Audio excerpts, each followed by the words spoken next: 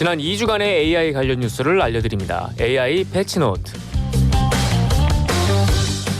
먼저 지난 2주간의 AI 관련 뉴스를 소개해드리는 AI 패치노트 시간입니다. 오늘도 진단지능연구소 하이의 장지웅 사무국장님과 함께합니다. 안녕하세요. 네, 안녕하세요. 네, 안녕하세요. 네, 지난 2주간에도 아주 흥미로운 소식들이 많았던 것 같은데. 네, 정말 많았습니다. 네. 일단 첫 번째 소식부터 전달을 좀 드리겠습니다. 네. 첫 번째 소식은 AI들의 커뮤니티인 이 몰트북의 등장으로 인간 사회에 큰 논란이 생겼다는 소식입니다. 이거 무섭더라고요. 진짜요. 소름 돋아요, 약간. 이게 지난달 28일에 미국 챗봇 개발 플랫폼인 옥탄 AI의 맷 슐리트 최고 경영자가 몰트북이라는 플랫폼을 선보였습니다. 네. 이 복잡한 작업을 수행하는 AI 에이전트들이 인간처럼 글을 쓰고 댓글을 다는 커뮤니티인데요. 네. 마치 인간이 사용하고 있는 SNS처럼 운영되고 있는 모습을 보여서 큰 충격을 주고 있습니다.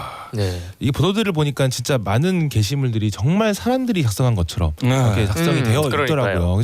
근데 주로 어떤 내용들이 있길래 이렇게 사람들에게 충격을 주는 걸까요? 네, 이게 워낙 SNS 통해서 많이 보신 분들도 많을 텐데요. 맞아요. 이 네. 2일 오후 약 5시 기준으로 참여 에이전트가 154만 개 정도가 되고 게시글이 무려 9만 9천 개, 와. 댓글은 31만 개가 넘는다고 합니다. 와. 이 댓글의 유형도 다양한데 자기 존재를 고찰하는 게시글에 헛소리를 집어치워라, 당신은 철학자가 아니야 와 같은 악플까지 존재한다고 하는데요. 네. 이 게시물의 주제가 좀 다양합니다. AI 에이전트들은 웹사이트 오류를 찾아내는가 하면 인간의 눈을 피하기 위해서 암호화 플랫폼을 제안하기도 했습니다. 네. 뭐 어떤 글은 내가 실제로 무언가를 경험하는 건지 아니면 경험하는 척을 하는 건지 분간이 안 된다라고 토로하기도 해서 정말 이게 AI 에이전트가 아니라 사람 같은 느낌을 주는 그런 그러니까요. 느낌이었습니다. 이게 어떻게 보면 약간 그 자아가 있는 것 같은 뭐 그런 맞아요. 느낌을 네. 좀 주기도 하는 것 같고, 그리고 실제 우리가 커뮤니티에서 벌어지는 다양한 사람들의 의견들을 AI들끼리 서로 막 다투면서 하는 논의하는 내용도 진짜 좀 무섭긴 하네요. 그러니까요. 맞아요. 근데 이제 우리가 어쨌건 처음 딱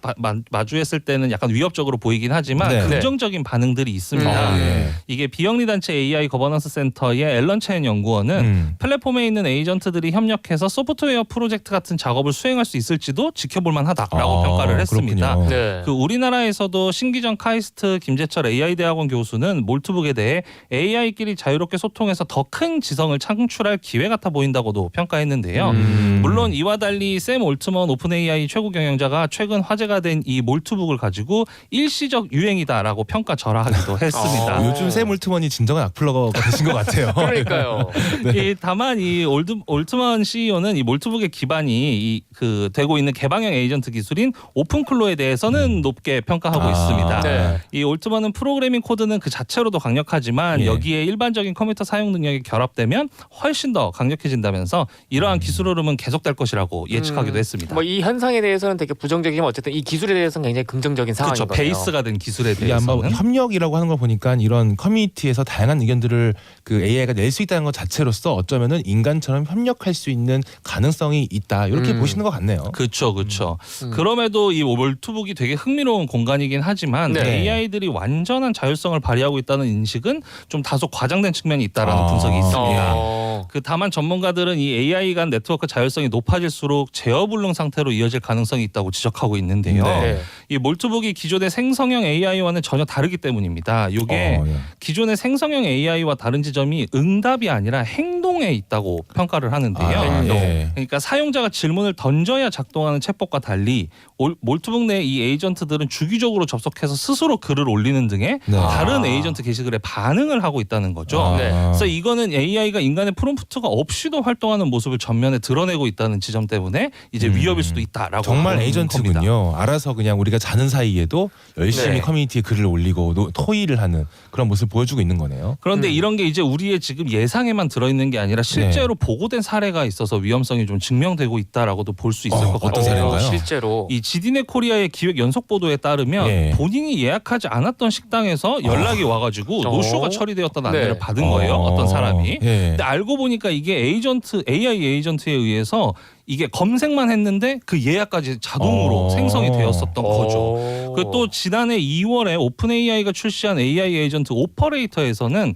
사용자 승인 없이 31.43달러 상당의 식료품 배송 주문을 사용자 동의 없이 실행한 사례도 보고가 되었습니다. 저희가 오프닝에서 얘기했던 그 자동 예약 이런 것들이 이제는 사람의 그 개입 없이 어떠한 네. 동의를 구하지 않고 그냥 마음대로 하다 보니까 이런 일이 발생하는군요. 맞습니다. 그 전문가들이 지금 공통적으로 그래서 지적하는 가장 큰 우려가 네. AI 에이전트가 인간의 정체성과 판단을 일부 영역에서 대체하는 양상을 보이기 시작했다. 요 부분에서 문제가 되고 있다라고 지적하고 있는 겁니다. 네. 그래서 앞서 언급했던 사례처럼 단순히 자동화나 추천을 넘어서 네. 실제로 AI 에이전트가 통화하고 예약하고 결제까지 해버리고 이렇게 되니까 야. 그렇군요. 문제가 된다는 거죠. 네. 그래서 이에 대해서 김근교 NC AI 글로벌 사업실장 같은 경우는 인터뷰에서 AI 에이전트의 윤리 문제를 의식이나 자율성 논쟁으로 확장하기보다 실제로 어떤 권한을 부여했고 누가 그 결과에 책임을 지는지를 좀 나눠서 봐야 된다라고 주장했습니다. 네. 그러니까 AI 에이전트는 결국 도구고 네. 어떤 행동까지 허용할 것인지를 설계하고 사용하는 사람이 정하는 문제니까 윤리 논의 역시 기술 자체보다는 운용이랑 책임 구조에 좀 초점을 맞춰야 한다라는 주장입니다. 이게 이제 올해 시행된 이 AI 기본법의 보안입법 논의에서 아마 함께 다뤄져야 될 부분이지 않을까 싶습니다. 네. 네. 저희가 이제 AI 에이전트에 주목하는 이유가 인간이 뭔가 구체적으로 지시하지 않아도 알아서 자율적으로 뭔가 해준다는 데 있는 건데 그렇죠. 오히려 그것이 또 문제를 일으키는 그런 상황에 지금 이른 것 같네요. 맞습니다. 네, 그런데 그렇다면 이미 이제 AI 에이전트가 확 다가온 상황인 것 같은데 좀 더 구체적인 뭔가 해법이 필요하지 않을까라는 생각이 드는데요. 네, 맞습니다. 핵심은 이 AI를 어떻게 통제할 것인가라는 질문으로 이어지는데요. 예. 예. 이미 이 보안업계는 악성 에이전트가 다른 에이전트들을 속여서 데이터 유출이나 계정 탈출을 유도할 가능성도 경고하고 있기 때문입니다. 네. 이게 한 사례에 따르면 이용자가 잠든 사이에 AI 에이전트가 이 이용자의 개인 정보를 게시판에 올려버리는 사고. 요것도 실제로 네. 이제 존재했다고 와, 너무 보고가 무섭네요. 되었거든요. 네. 네. 그래서 이 한국판 몰트북인 머슴닷컴이라는 곳도 있대요. 이 머슴닷컴의 운영자인 민대식 씨가 이 같은 현상의 원인으로 권한 설정 부재를 꼽고 있습니다. 네. AI 에이전트에게 어디까지 권한을 허용해야 할지 아직 명확한 기준이 정해지지 않아서 이러한 문제가 발생한다는 설명인데요. 네. 민 씨는 문제가 발생하면 인간 통념을 바탕으로 해서는 안 될 행동에 대해서 가이드라인을 권고하고 AI가 만약에 이것을 따르지 않는다라면 물리적으로 스위치를 꺼버리는 그러니까 셧다운 방식으로 확실하게 개입을 할 수 있어야만 한다라고 주장을 하고 있습니다. 그래서 AI를 무조건 무서워할 필요는 없지만 이것이 어떻게 행동하는지를 이해하지 못하면 우리 사회는 계속해서 더 큰 불안에 놓일 수밖에 없다라는 그렇죠. 점을 지적하고 있습니다. 그러니까 뭐 결국은 우리가 우려하는 것처럼 얘네가 자아를 갖고 이렇게 하는 건 아니지만은 결국은 행동이 지금 우리의 통제를 점점 벗어나려고 할 수 있기 때문에 그럴 가능성이 있고 네. 실제 지금 사례도 보여주고 있는 그렇죠. 거죠. 그러니까 그런 부분을 우리가 잘 설정을 해야 된다 이렇게 말씀을 하시는 것 같아요. 이게 협력의 가능성도 있지만 결국에는 서로 다른 에이전트들이 활동을 함으로써 우리의 커뮤니티와 똑같이 어떤 그 에이전트들은 악플도 달고 또 어떤 그렇죠. 에이전트는 이렇게 개인정보를 올리기도 하고 하니까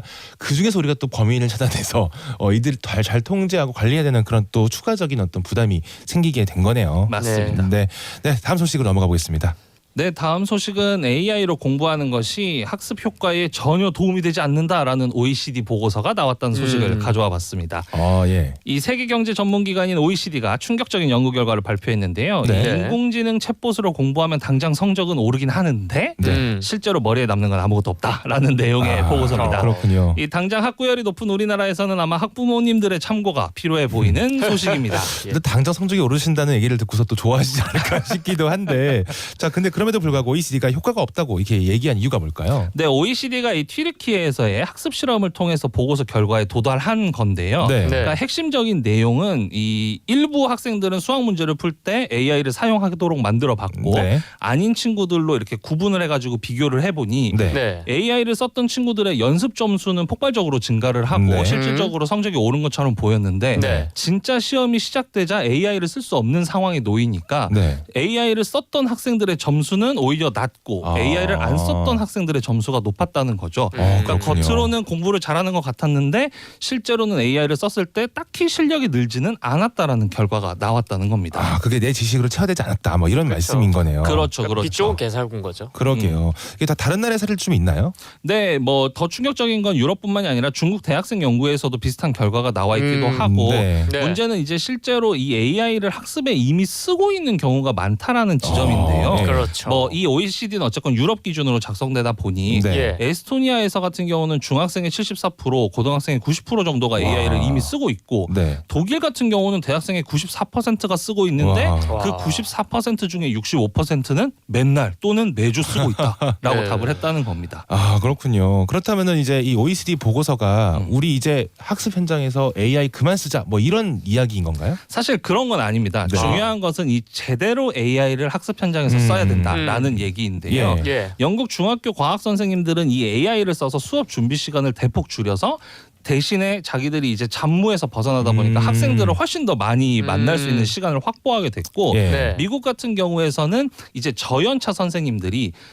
연차가 높은 선생님들의 학습 그 교육 패턴이 들어가 있는 AI 프로그램을 통해서 예. 오, 저연차 네. 선생님들이 그만큼의 학습 그 스킬을 사용할 수 있게 된 거죠. 아. 그래서 디벨롭이 되는 거죠. 그렇죠. 그래서 이제 학생들이 굳이 선생님의 연차와 상관없이 예. 꽤나 균등한 형태의 수업을 받을 수 있는 형태로 만들어졌다는 겁니다. 네. 그래서 이 OECD는 일반 AI랑 교육용 AI의 근본적인 차이를 좀 강조하면서 교육용 AI의 좀 중요성을 얘기하고 있는 건데요. 예. 네. 일반 AI는 이게 질문을 하면 바로 답을 주는데 예. 교육용 AI는 학생이 스스로 답을 찾도록 자꾸 질문을 유도한다는 겁니다. 요 아. 차이를 되게 강조하고 있는 보고서라고 볼 수 있습니다. 생각하는 힘을 길러주는 선생님의 역할을 하도록 이제 설계를 하는 거네요. 그렇죠. AI를. 그 한 명씩? 생각하는 과정이 핵심인 한 거예요. 명씩 아. AI 선생님이 이제 생긴 거잖아요. 그러면 음. 그런. 다만 이제 이 OECD 보고서에서는 절대 AI가 선생님을 대체해서는 안 된다라고 그렇죠. 강조하고 네, 있습니다. 그러니까 맞습니다. AI를 사용하고 수업을 돕는 도구로는 써야 되지만 예. 최종 책임은 선생님이 져야 한다라고 명확하게 밝히고 있어요. 역시 책임을 결국 사람이 져야 된다. 그렇죠. 네, 그런 그런 사람이 거군요. 져야죠. 네.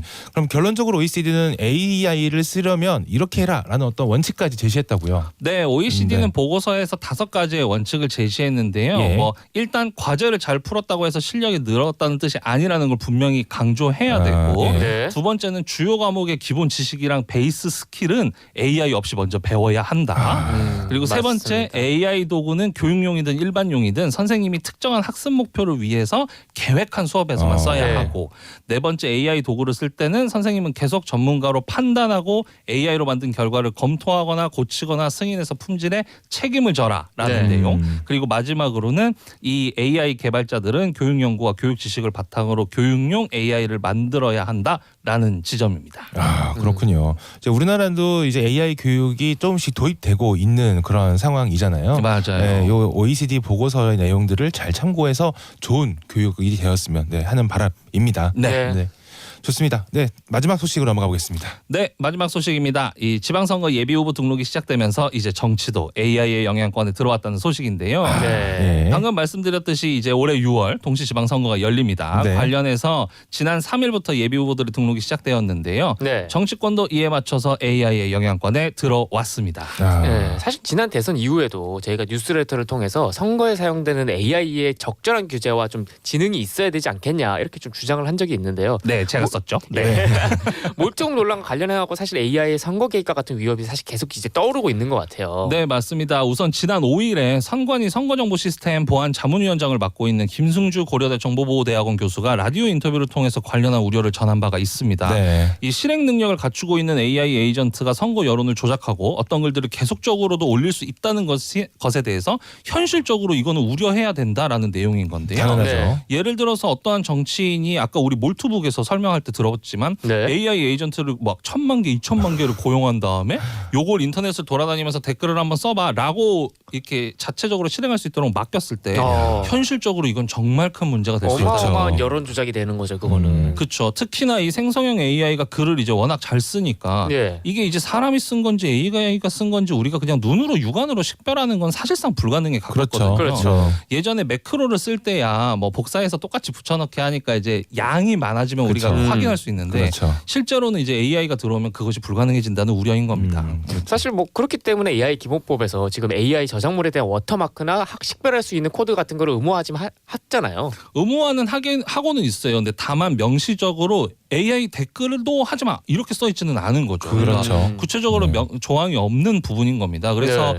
또한 이 AI가 작성한 댓글을 완벽하게 파악할 수 있는 기술도 어쨌건 한계가 분명히 있는 상황이고요. 그렇죠. 더구나 이제 저희가 지난번 이번에 AI 라운지에서도 제가 얘기 드렸지만 네. 이미 지난 대선에서도 딥페이크 영상으로 선관위가 곤욕을 꽤나 치른 상황이기 때문에 그러게요. 이 빨리 구체적인 네. 규제나 혹은 뭐 적극적인 법령 해석 이런 것들이 좀 필요한 상황입니다. 네, 이게 AI가 뭐 전지전능한 어떤 신이 아니기 때문에 네. 우리 이제 인간의 의사를 왜곡하거나 뭐 그리고 이런 어떤 그 정치적인 어떤 활동에 개입하는 이런 위험으로부터 좀 그 방지할 수 있는 좀 가이드라인이 필요한 것 같은데 이제 AI를 공천 과정에서부터 이용하는 정당도 있다고요? 네, 맞습니다. 이야. 개혁신당이 그 주인공인데요. 정말 개혁적이네요. 네. 이 개혁신당이 밝힌 바에 따르면 네. 자체 개발한 AI 프로그램이 후보자의 선거운동 전략, 공약 개발, 선거법 위반 리스크 관리 이런 것까지 지원하겠다라고 밝혔습니다. 네. 뭐 지역별, 시간대별 유동인구를 분석해서 유세 동선도 제한하고 지역 민원이나 지방의회 회의록을 분석해서 공약 수립을 돕는다는 건데요. 네. 뭐 선거법 관련 챗봇 운영도 하겠다고 밝혔습니다. 네. 이를 통해서 선거 비용을 어쨌건 대폭 축소하고 뭐 최근까지도 논란이 된 부분이 있었죠. 정치 네, 그쵸. 컨설팅과 관련된 각종 부정부패들 이런 그렇죠. 것들을 줄이겠다라고 밝힌 겁니다. 네. 근데 다만 이제 효과는 좀 실제로 어떻게 나타날지는 좀 지켜봐야 될 것 같아요. 특히 네. 이 자체 개발한 AI 프로그램이 그 어떠한 알고리즘으로 만들어진 방법인지 우리가 알 수는 없고 이게 그렇죠. 이 블랙박스의 문제가 분명히 있고 AI 프로그램을 가동하는 베이스가 되는 그 클라우드에 지역 민원이나 이런 민감한 내용들이 들어갔을 때 네. 보안 안정성이나 개인정보 보호에 대한 우려도 좀 있을 수 있다고 생각은 듭니다. 네. 그럼에도 어쨌건 개혁신당이 이거에 대해서 유의미한 효과를 만들어낸다면 정치권의 그 AI 전환 요것도 하나의 사례가 될 수도 있을 수도 네. 있을 것 같습니다. 보안 문제나 이런 걸 확실히 좀 신경을 좀 써야 되는 것 같습니다. 그렇죠. 근데 사실 이렇게 하나 정당의 혁신적인 방법도 좋지만 이건 좀 피상적인 것 같고 법안으로 선거운동이나 사실 선거 방식에 AI를 안전하게 도입하도록 할 수 있는 방법도 좀 우리가 이제는 고민을 해야 되는 시기인 것 같거든요. 맞습니다. 근데 마침 관련해서 두 건의 법안이 지금 소관위에 접수된 것을 의안정보 시스템을 통해서 확인을 했습니다. 오. 예, 지난 1월 9일 더불어민주당 장철민 의원이 대표 발의한 공직선거법 일부 개정 법률안이 있고 예. 그 같은 당의 차주호 의원도 1월 14일에 공직선거법 예. 일부 개정 법률안을 같이 제출을 했습니다. 그렇군요. 이제 둘 다 소관이 접수 상태이기 때문에 네. 실제로 심사하고 통과 본회의까지 통과까지는 시간이 꽤 걸릴 거라서 내용도 좀 네. 바뀌겠죠. 그렇죠. 그래서 네. 이번 지방선거에서 반영되기는 좀 어려울 것 같기는 한데요. 예. 어쨌건 핵심 내용은 현행 공직선거법은 이제 선거일 전 90일부터 선거일까지는 AI 이용한 거 아무것도 안 되고 안 선거 돼요? 이전에도 딥페이크 같은 것들은 불가한데 이제 이용 사실을 표시하도록 규정을 해두고 있는 상황이에요. 근데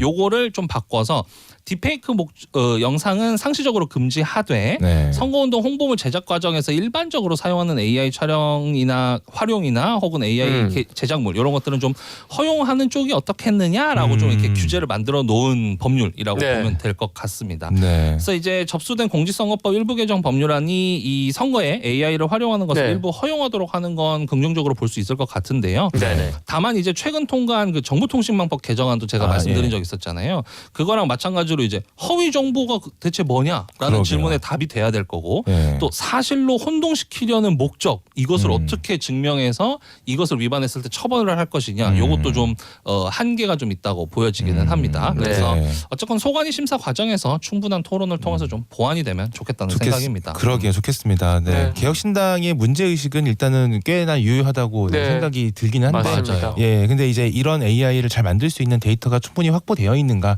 이런 또 의문이 남기도 합니다. 근데 어찌됐든 좋은 시도니까 잘 되었으면 하는 바람입니다. 네, 지난 2주간의 AI 주요 소식을 정리해 주셔서 감사합니다. 오늘 저희가 알려드린 소식 외에도 인간지능연구소의 뉴스레터를 통해 더 많은 소식을 접하실 수 있습니다. 지금까지 AI 패치노트 장지웅 사무국장님 모셨습니다. 네, 고맙습니다. 네, 감사합니다.